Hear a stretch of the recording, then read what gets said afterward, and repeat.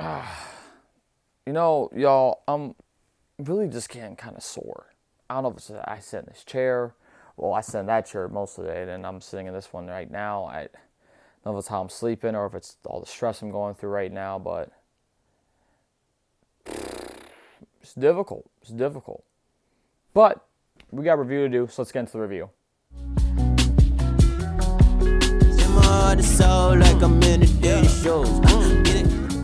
Here is an Adidas box, and look at this. This is the classic D-Rose box where it was all blacked out, 3 stripes. You got the D-Rose logo right there in the box. Wow, look at that.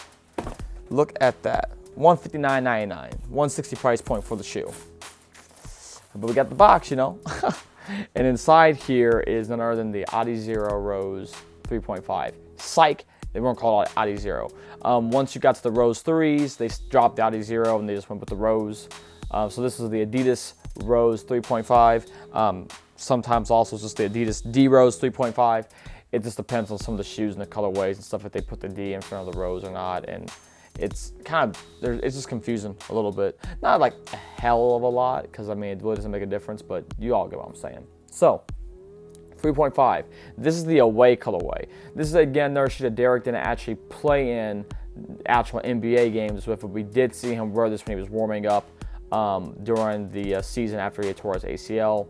So we saw he's in the pregame warm-ups that a lot of people probably either look back on very fondly or look back on with a lot of anger. I'm more of the fond category because, you know, it was nice to be hopeful for him to come back that season, but he didn't. And, you know, it is what it is. Inside here is one of those thicker Adidas insoles, which you see has the D Rose logo on it there too. Insole itself, you know, these insoles are just kind of one of the insoles that I like more than others because, again, they're just a little bit thicker and they're nicer. In the 3.5, just like in the 3s, it's the exact same outsole, so you have and it's exact same midsole, so you have the My Coach Speed Cell in there as well, where you can slide that into the shoes. Now the difference between the 3.5s and the 3s really comes into the upper, and that's a lot of the Rose 0.5 models. The 0.5 models usually kept the same midsole, usually, and then it changed the upper. The only time that the midsole was not kept the same was on the Rose 2.5s. From the Rose 2s to the Rose 2.5s, they switched up the midsoles. But if you look at the 1 to 1.5, same midsole. The 3 to 3.5, same midsole. And same with the 4 to 4.5. Just a little like side note for you to see. And so the real difference they made was changing how they implemented the sprint web for the upper, and then how they did the toe box and things of that nature. So instead of having the little ankle collars with the GeoFit, on here you have these little ankle balls, which are again mixed in with the GeoFit there to be like the ankle pillows for your foot. And it's nice because it really would wrap around your foot well once you lace it all up, whether you were wearing a speed wrap or not, or regular ankle brace or not. Without it on there, this is still a pretty nice lockup and setup for the shoe. You have your sprint frame here in the heel, carries throughout into the forefoot to give you that stability and that support. Again, some people hate the sprint frame, some people like it. I always liked it. I never really had too much of an issue with it. So just like on the 3s, 3 stripes here, they go and they transition all the way down to the heel and throughout the entire outsole. So it's the last thing you see as D-Rose blows past you. The other thing too with this outsole is, again, it's in that pattern, that's that north to south pattern of that wave bone. So that, you know, Thibodeau wanted him traveling north to south on the court to get more. It was the idea that, you know, you exert less energy when you move in a north to south pattern instead of being kind of all over the place. You know, that's just one of the things, little history lessons there with it. The pattern here is actually, it's talked about behind the ton here, where it's inspired by nature and defined by math. This product was designed using the Fibonacci sequence to achieve precision, harmony, and uncompromising performance. And that's a little piece that's here on the back of the tongue, and that's on both of these shoes, this colorway. But each colorway of the 3.5s ended up doing that in a different way as a way to call back to what the colorway the shoe was supposed to represent. So, you know, with this one, that was one of the things. Something else about this shoe, and it also was the case, I think, with some colorways of the 3s, is that the Rose logo here on the tongue is 3M, and the 3 stripes from the back are also 3M too, which is, you know, just a little nice added feature to the shoe.